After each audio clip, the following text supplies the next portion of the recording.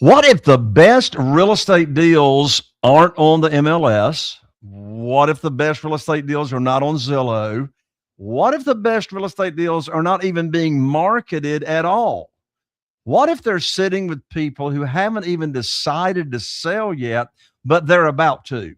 Welcome to Raising Private Money. I'm your host, Jay Connor, the Private Money Authority. And on this show, we don't talk theory. We talk about what actually puts deals together and gets them funded. Well, today's episode is a big one because I'm sitting down with someone I've personally trusted and used for years. Micah Nicholes is the owner and CEO of USLeadList, and he specializes in uncovering high-quality off-market properties, specifically pre-probate inheritance leads that most real estate investors don't even know how to access. Well, Micah isn't some data broker guessing from the sidelines. He's been in the trenches since 2014, buying, selling, holding, wholesaling, wholetailing real estate himself. He knows what works because he's actually done it and still does it today. In fact, he was just telling me before we went live that he just locked up another one last week.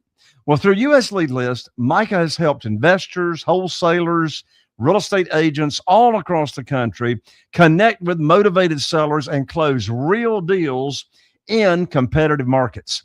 And when he's not building businesses or helping investors win, he's raising his 4 kids and with his wife and coaching their soccer teams. Today, we're pulling back the curtain on how smart real estate investors are finding deals before everyone else. And of course, the name of this show is Raising Private Money. And how does that directly tie into raising private money with confidence? In just a moment, you're going to meet my very good friend, fellow mastermind member, and real estate investor, Micah Nicholes, right after this. If you're a real estate investor and are wondering how to raise and leverage private money to make more profit on every deal, then you're in the right place.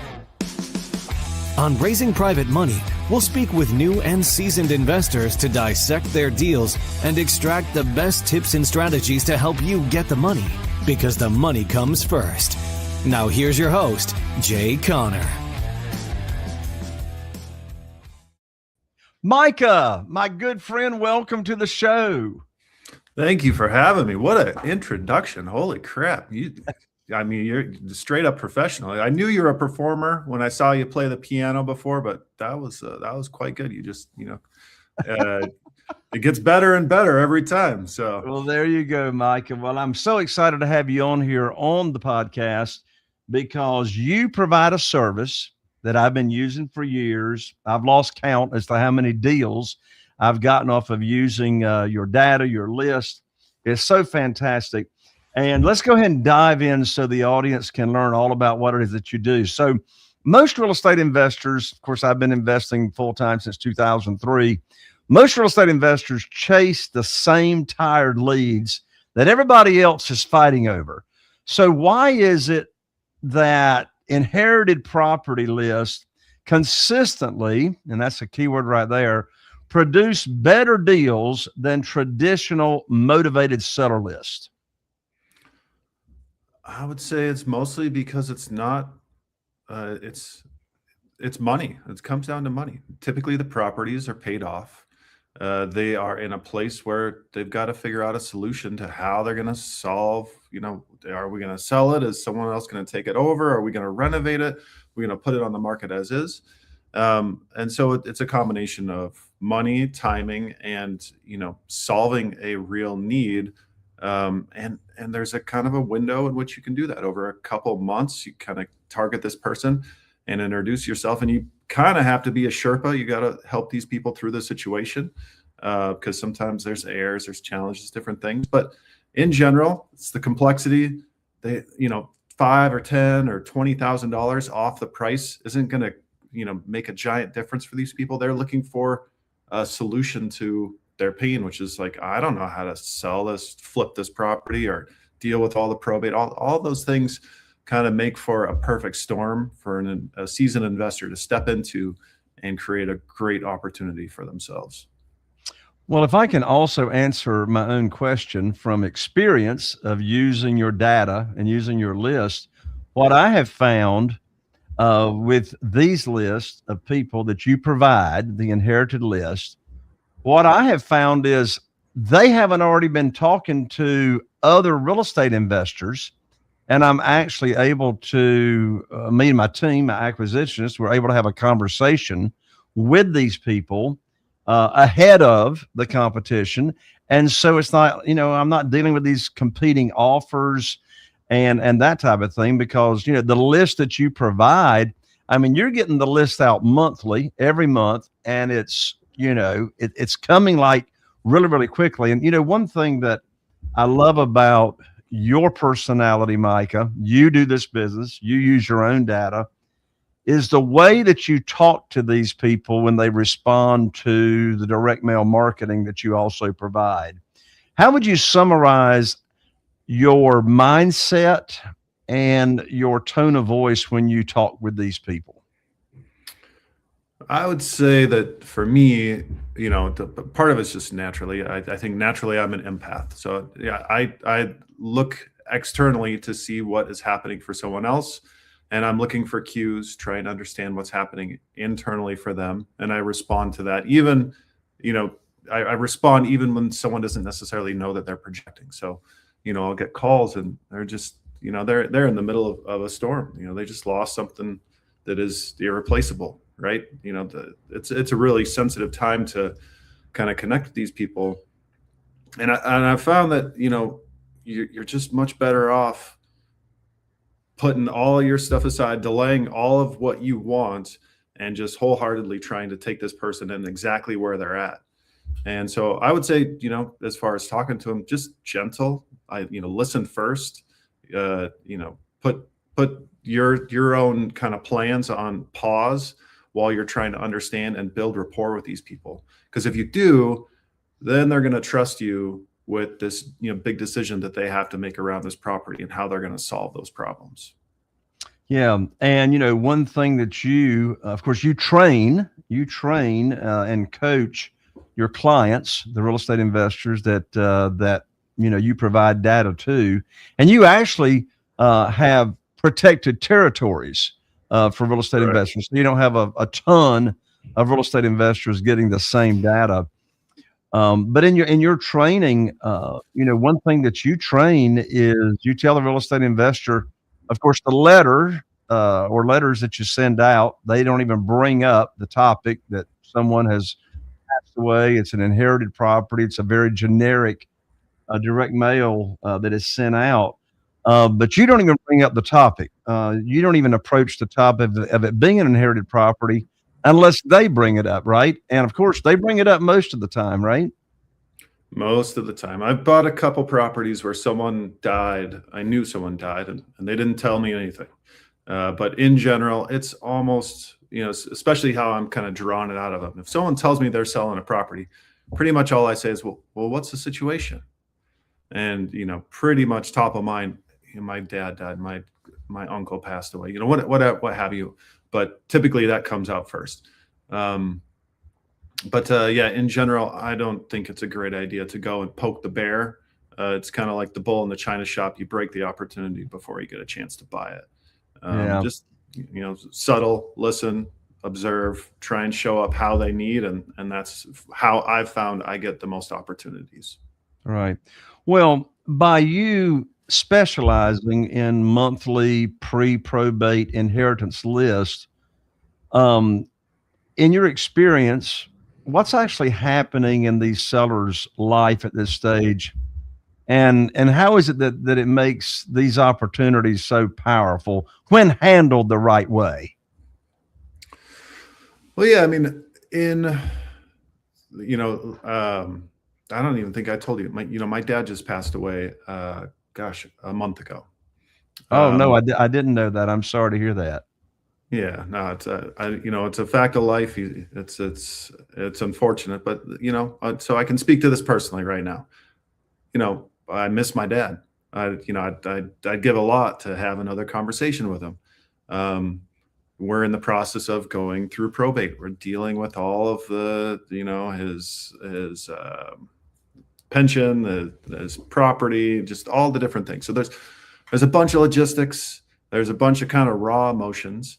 And, again, it's kind of like that perfect storm that I was mentioning before. It's like, I'm versed in how to do this because I've done it with other people so much. So I have a leg up. But for most people, when all of these things are happening, it's really overwhelming. You don't, it's like, what do I work on right now? Where's my probate lawyer? Can he help me get through this? I don't. And then they're just reeling from the emotional pain. And so, all those things put together, alongside of, generally these people have owned their houses for a long time. So they've got a good amount of equity. It's not like it's a foreclosure or something where, in general, most of those properties, there just isn't a lot of money to squeeze from it because they've leveraged up over the years, and now they can't pay anything because they've spent all that money along the way. That's not always the case, but a lot of times it is. Anyway, so in that scenario, you come in, you help these people out. And like you said earlier, if you do this right and your marketing is good, you're kind of the only person there. And really, I seed this by just showing up and creating trust. And I do that by just being a good listener, acting like how I would want someone to treat me. And, literally, again, the other day, I talk about this a lot. The measure of trust that you have with the seller should be that if someone else offered them more money, they would either come back to you and say, hey, would you match this? Or they would take they should take your offer because they like you better. And that just happened to me again this last weekend. And so for me, that's something that I lean into really hard because it's a skill. It's like anything else. But the more, the better you could relate to this person, the more rapport that you have with them, there is a point where they would actually take a financial loss to work with you because they like you that much better. And that's really the mindset that has helped me capitalize on more deals, just put deals together that make sense from an investor standpoint. And also feel at the end of the day, when I close my eyes, put my head down, like I'm really helping these people and they're helping me. Yeah. A lot of real estate investors, when they hear inheritance leads, they may think legal complexities or emotional landmines. Mm-hmm. What do most real estate investors get wrong about working inherited property deals? Well, what I got wrong is that, I thought I would have to help get a bunch of people through probate. And I'm not saying that doesn't happen, because it does, but I've been doing this strong for about 5 years, just specifically this niche. And I've only had to help 2 people get, basically from beginning to end all the way through probate. And so in general, that kind of happens outside of me. And the other thing that I would say is that, people underestimate the amount of impact that emotions have on the deal. People, and I'm guilty of this too, but we're all looking through this, through the world of the colors and shades that we want to see. And for investors, we're trying to find a good deal. And so when you come in and that is the focus, that's kind of your point, that's all you're looking at, and it absolutely needs to be. But if that's all you're showing to the other person that's important, you're going to lose the opportunity. So, kind of flipping that around, it's like, well, then what's important to the seller? For them, it's probably feeling heard, solving problems that they don't know how to solve, making what seems like a logistical nightmare seem simple. I think between those two things are the kind of largest points that people get wrong about it. Yeah, I would agree. Well, Michael, you've been an active real estate investor ever since 2014, and you've been specifically in this niche for about 5 years. Mm-hmm. How has your own experience of buying and selling properties shaped the way that you now built and offer the services you do at USLeadList? And what problems are you trying to help solve that no one else was? And I'm talking about the problems of a real estate investor in this context. So, there's other companies that provide data, but I've never seen any other type of data like you provide. I mean, you don't provide a lead. I mean, you're providing all kinds of data with each lead. If you could review those, specifics that you offer, it's quite amazing.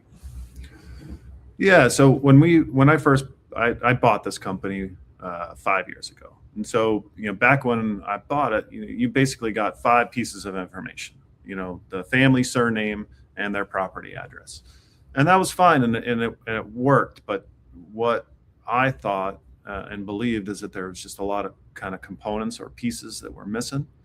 And so since then, we added on a bunch of stuff, just regular property information. That's great. We're looking at tax delinquency. We're looking at property vacancy. And then, there's another component in which, there's different scenarios because I haven't really explained this yet, but, what we're doing is we're lining up when someone passes away and if they own real estate. And there's, 4 main kind of subgroups that, come into play after that. The first is a pre-probate. The next is a surviving spouse. After that, it's trusts. And then the last one is interfamily transfers before the death. And each one of those scenarios is different. For example, pre-probate, likely, unless our data is wrong, has to go through probate. And that takes a long time. It's a 3 to multi-year long process that needs 3 months to multi-year long process that has to happen. Whereas if there's a spouse, that's completely different. No probate is necessary in most places in the United States. There are provisions for that surviving spouse to take over that property. They just have to produce a death certificate. So the timing is different. And so we're kind of trying to segment and build all these different ways out to capitalize on the list. And my personal favorite way that we segment the data is, finding folks who have additional property. So, let's say, a landlord like myself passes away. I've got a portfolio of properties that if I pass away, someone has to figure out how I'm managing these things. It's a big headache. It's a big deal. And so, marketing to those people who are going to inherit those properties there's a narrow window in which you can show up and solve this, pretty significant amount of pain. I don't know how to run this real estate business. Can you step in, market to them, convince them to sell you to that group of properties and take that over. And that's a giant, not only can you set up a great deal for yourself, but it's a giant relief and help for those people who are currently trying to sort through the situation, manage it. So from your observations, I mean, you've worked with a number of real estate investors. By the way, for anybody that is tuning into the show right now, and if you've got to jump off early, I don't want you to miss out on Micah's contact information to learn if your area is even available for him to serve you and give you these monthly leads every month. But you can contact Micah at www, and we put together a special URL for the folks here on the podcast, www.jayconner.com/inherited. That's JAYCONNER.com/inherited. And that'll take you straight to getting in contact with Micah Nicholes to see if your area is open. So from your observation, Micah, you have clients that have gotten your data and gotten traction from it, been successful. You have other clients, real estate investors, that got the data and, nothing really happened for them. What separates in your opinion, what separates the real estate investors who consistently close deals, provide solutions to these families that want to sell, from those who never really get any traction and then they end up canceling? Yeah. 2 main things I would say. First would be, how good is your acquisition person?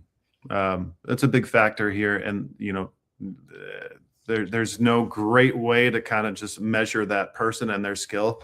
But, a great acquisitionist is going to make you more money. Hands down, they're just going to close more deals.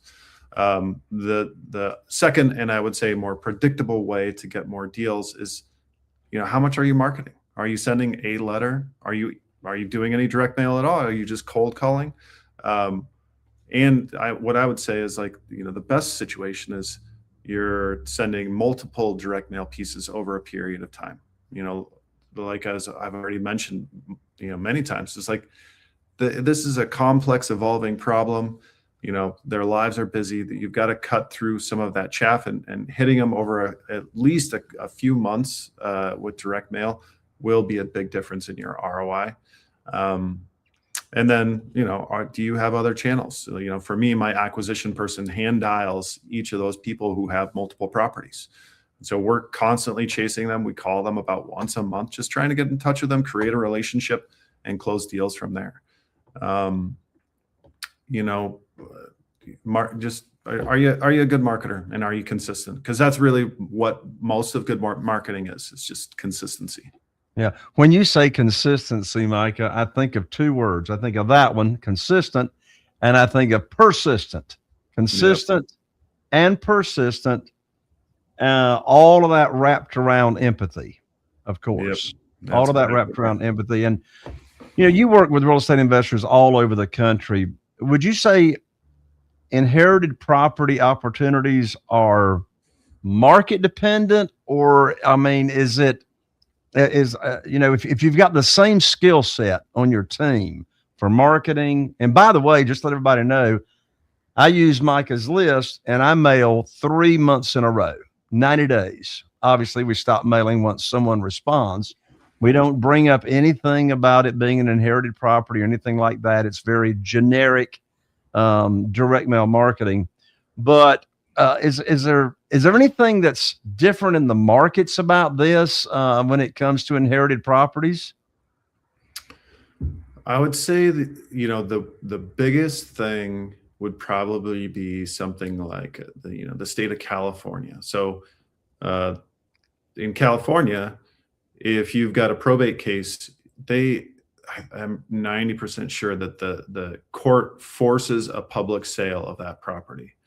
And so there are some probate laws that make a private sale actually public. But outside of, examples like that have to do with laws, things that you cannot control. No, I don't. I think that it's an opportunity everywhere. Big or small, metro or rural. I really don't think it matters. It just has to do with your skill and ability to connect with people, and your consistency and persistence in marketing.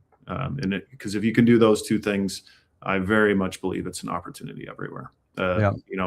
Even when I was just talking about that deal that I wrapped up the other day. This person, she lost her husband 4 years ago. I've been marketing to this person, and they were having an estate sale, and that was how I ended up getting in touch with her after sending her a bunch of mail. I talked to the estate sale person, and he connected me with her, and that was how I got the contract. And so it's like, if again, persistence, wins out over the long run. If you're just, constantly sniffing around something, you're gonna get to it. You just, it's just kind of how and when. Right. So let's take a moment as we're getting ready to wrap up. Let's take a moment and talk about the funding of these properties. From your experience, your own deals that you do, Micah, what percentage would you say the sellers of these properties require all the money? After all, this is a podcast called Raising Private Money.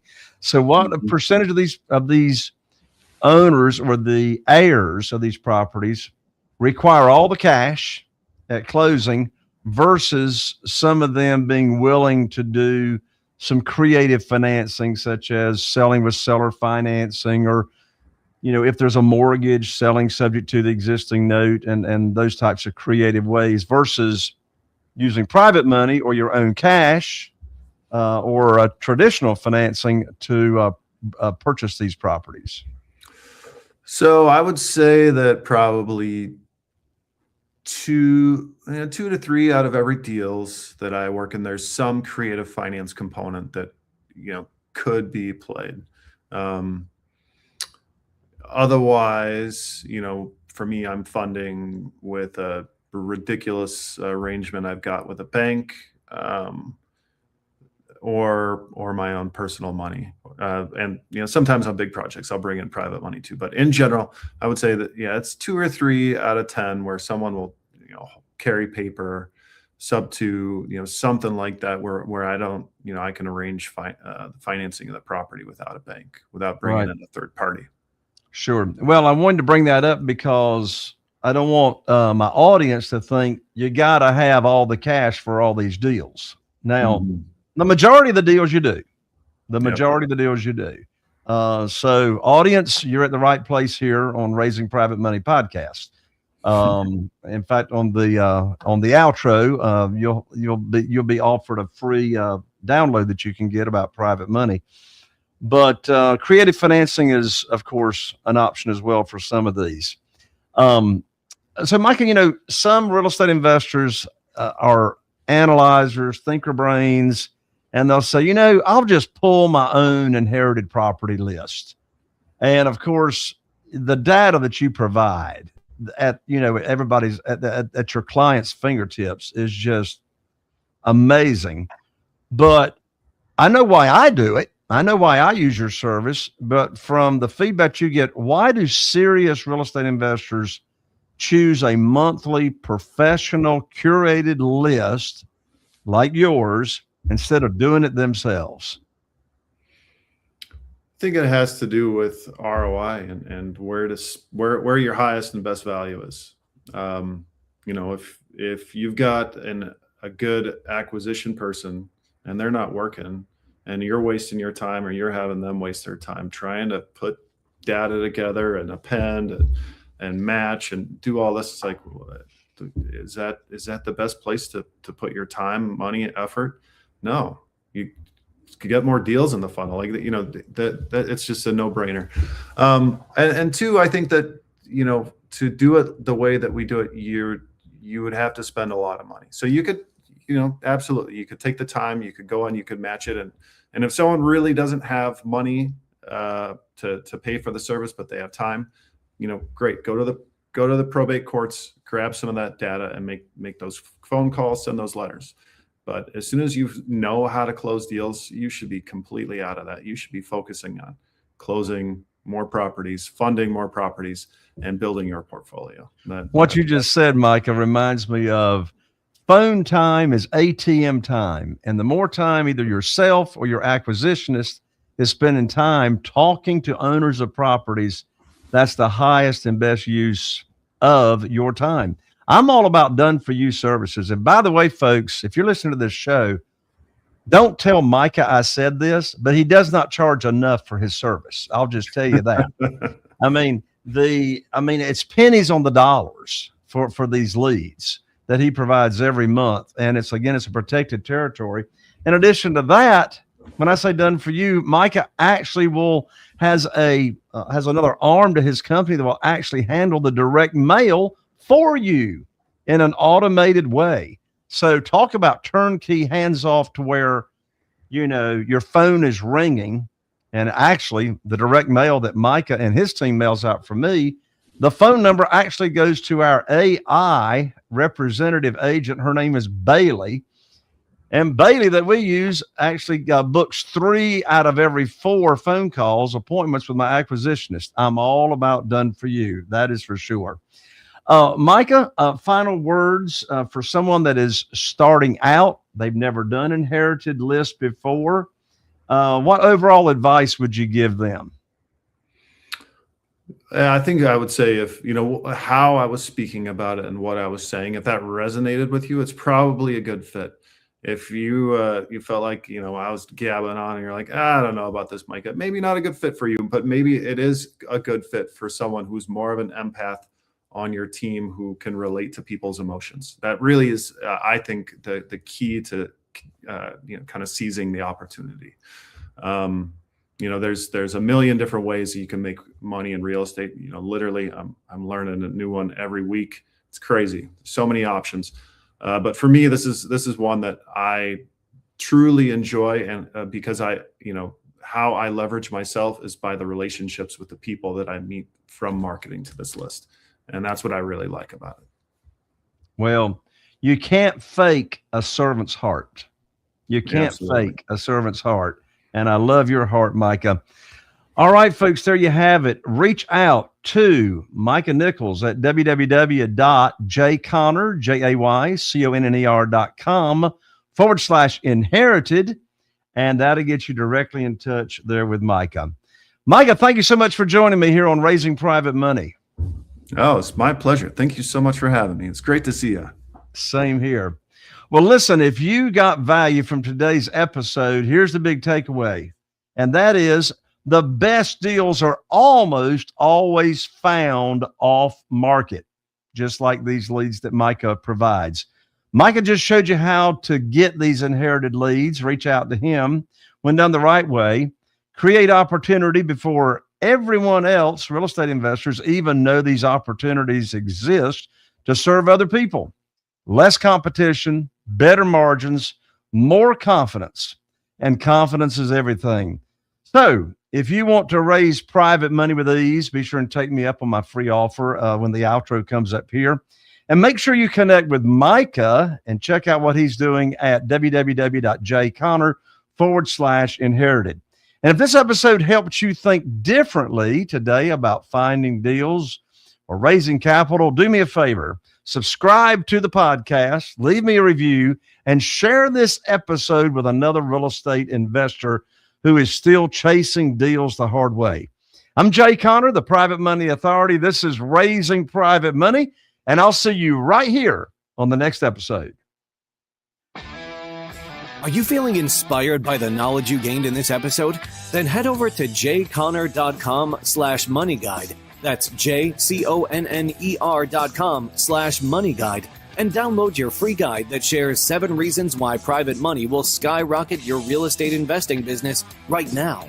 Again, that's jayconner.com/moneyguide to get your free guide. We'll see you next time on Raising Private Money with Jay Conner.